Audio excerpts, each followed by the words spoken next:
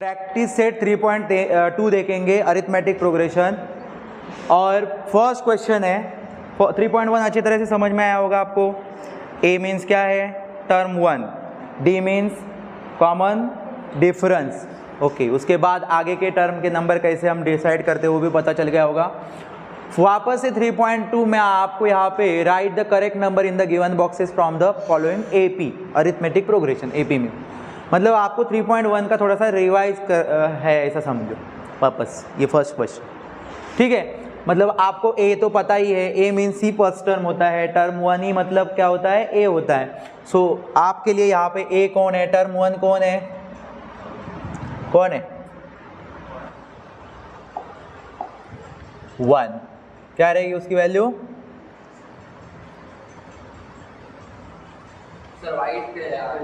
हाँ yes yes black.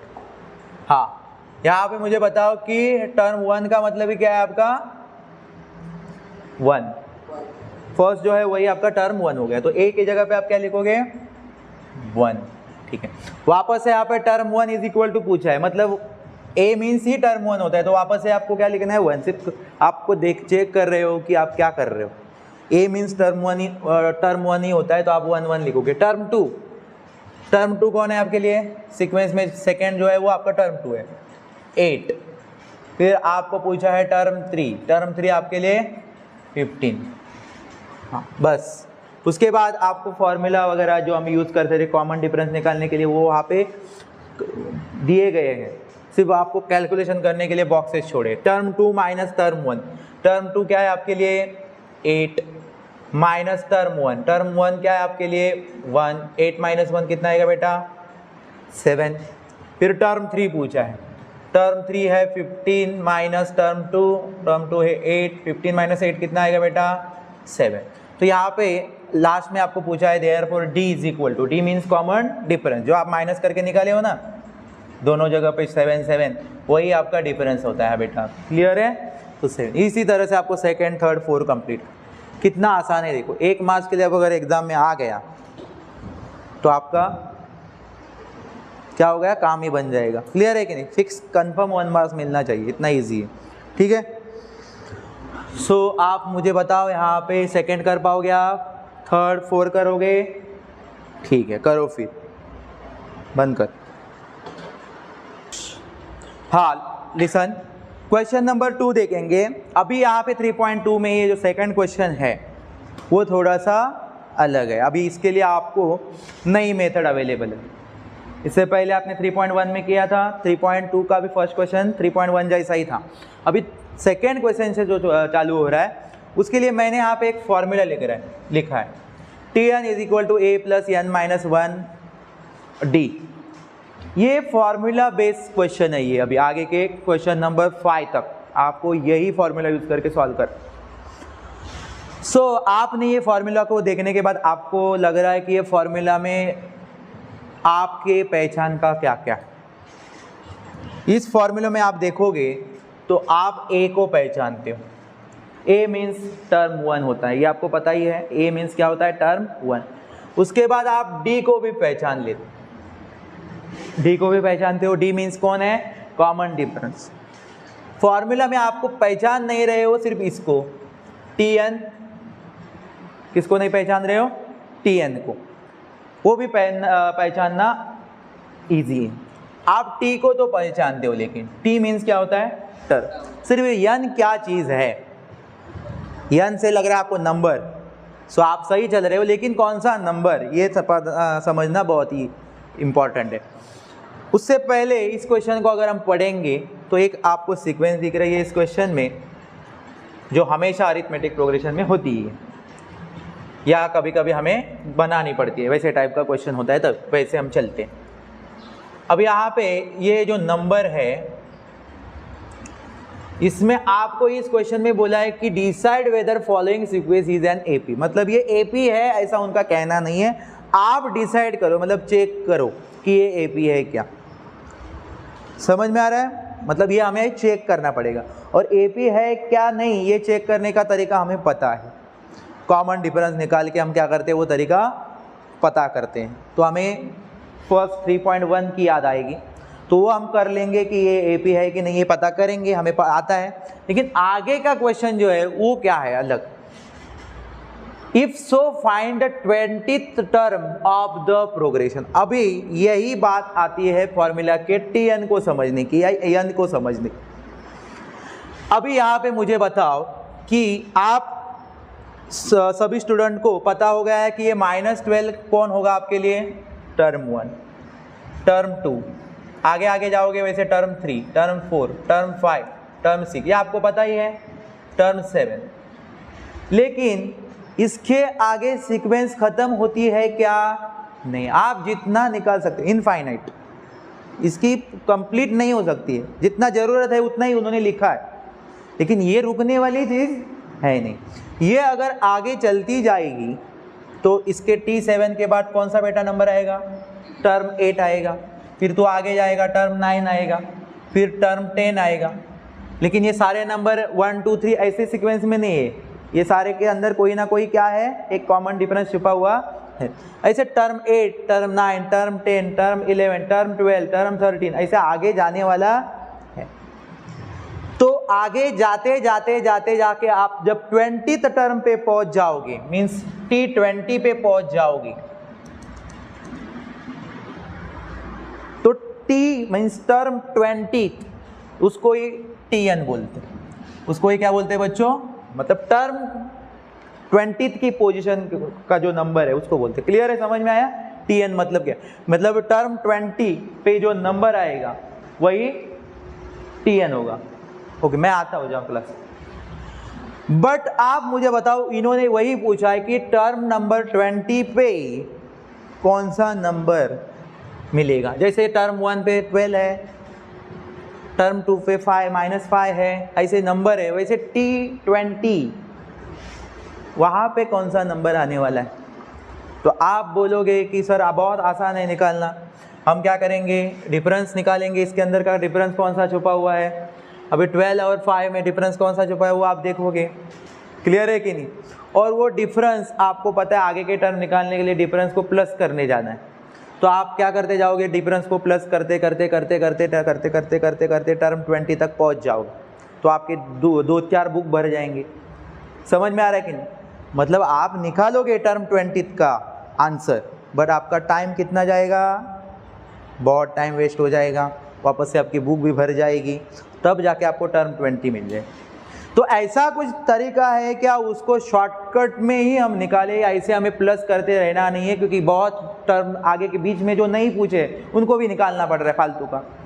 समझ में आ रहा है कि नहीं? हमें डायरेक्ट टर्म 20 पूछा, तो उसके लिए ही ये फॉर्मूला आपको काम करके देगा। कॉम्पिटिटिव एग्जाम में ऐसे टाइप के क्वेश्चन आते हैं कि 20 ये टर्म, तो ये फॉर्मूला वहाँ पे यूज़ होता है। समझ में आ रहा है क्या? क्लियर? तो आप मुझे बताओ कि फिर ये फॉर्मूला यूज़ करके हमें ये वाला लॉन्ग वाला तरीका यूज़ करना इजी है कि ये वाले तरीके से हमें इजी है, फॉर्मूला वाले तरीके से, फॉर्मूला वाले तरीके को यूज़ करना हमारे लिए क्या होगा, इजी होगा। अभी वही तरीका यूज़ करके हम क्या करेंगे, ये क्वेश्चन को सॉल्व करेंगे। कभी कभी ऐसे टाइप के क्वेश्चन में ऑलरेडी एपी क्वेश्चन एपी ही होता है, सिर्फ हमें 20 टर्म ढूंढना होता है, तब हम फॉर्मूला लिख के डायरेक्टली आंसर सॉल्व कर सकते हैं। लेकिन ये वाले क्वेश्चन में हमें एपी पहले डिसाइड करना पड़ेगा और फिर हम फॉर्मूला यूज़ कर सकते हैं। समझ में आ रहा है आपको मेरी बात? क्लियर? कभी कभी कुछ क्वेश्चन में आपको सिर्फ फाइनल फॉर्मूला लिख के फाइनल करना है क्वेश्चन, लेकिन इस वाले क्वेश्चन में आपको एपी है क्या ये पहले डिसाइड करो और फिर आप 20 टर्म ढूंढो। आ रहा है मेरी बात समझ में आपको? T_n का पता चल गया, T_n मीन्स कौन है वो। क्लियर? ठीक है। सो इसी क्वेश्चन को हम वो सॉल्व करते उस टाइप में ये फॉर्मूला में डालेंगे, बट उससे पहले ये जैसे हमें पूछा है कि ये पहले एपी है क्या डिसाइड करो, तो एपी है क्या डिसाइड करने का तरीका हमें पता है। सारे टर्म लिखने होते हैं हमें, -12 हम कुछ 4 टर्म लिखेंगे इसमें से। टर्म 2, इसमें बहुत सारे टर्म दिए, लेकिन आपको पता है मिनिमम हमें कितने टर्म तक जाना है, 4 टर्म तक जाना है। टर्म 3 जो कि है 2 और टर्म 4 9। ये टर्म लिखने के बाद हमारा नेक्स्ट मूव क्या होता है, हमें क्या करना होता है, इसमें से माइनस कॉमन डिफरेंस निकालने का काम चालू होता है। वो निकालते कैसे बच्चों पता है ना, आगे वाले टर्म से पीछे वाले टर्म को क्या करना है, माइनस करना। लेकिन कंसेक्यूटिव आगे वाले, लगातार आने वाले, नहीं तो कुछ बोलोगे आगे वाले मतलब टर्म 4 में से टर्म 1 को माइनस करते, ऐसा नहीं। कंसेक्यूटिव का मतलब क्या है, लगातार आगे आने वाली टर्म्स। समझ में आ रही है मेरी बात? तो टर्म 2 में से टर्म 1, ये आपको पता ही है, टर्म 2 -5 माइनस करते हैं कॉमन डिफरेंस निकालने के लिए, डिफरेंस निकालना माइनस करना होता है। और टर्म 1 आपके लिए बेटा क्या है, -12। सॉल्व करोगे सो -5, ये माइनस पहले साइन कन्वर्ट हो जाएगी प्लस में। ये आपको पता है ना, ऐसे बीच में जब माइनस की साइन होगी तो आगे वाले टर्म की क्या होती है, साइन चेंज होती है।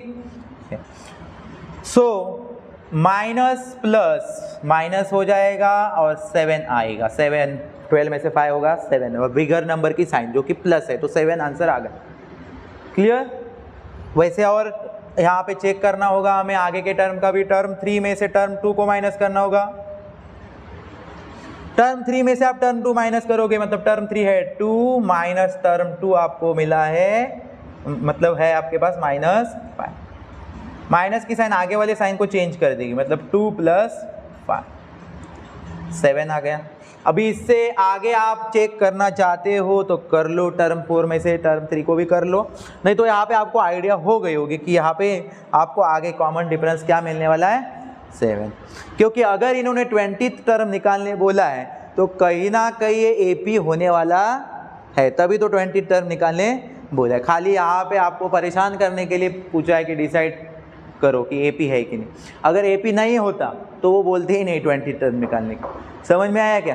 तो 20th टर्म निकाल, मतलब हम यहाँ पे स्टॉप करते हैं, हमें कॉमन डिफरेंस से मतलब था। यहाँ पे कॉमन डिफरेंस हमें क्या मिल गया, 7। क्योंकि इसको फॉर्मूला को देखते समय आपको क्या चाहिए, एक तो ए चाहिए, तो ए आपके पास है ही, ए तो आपको बिना सॉल्व करके ही मिल जाता है, -12। और डिफरेंस अभी आपने फिलहाल दो टर्म को दो निकाले हैं आपने, वहाँ पे आपको कांस्टेंट वैल्यू मिल रही है। आगे चेक करते नहीं हैं हम लोग, क्योंकि हमें पता है कि अभी ये आपको मतलब कॉमन डिफरेंस आपको 7 ही मिलने वाला है। डन।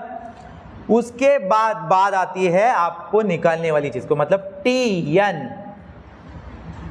मीन्स आपको क्या निकालना है, T20 टर्म आपको निकालने बोला है बच्चों। समझ में आया आपको? ठीक है। सो यहां पे आपको फॉर्मूला में यन क्या होगा आपके लिए, 20।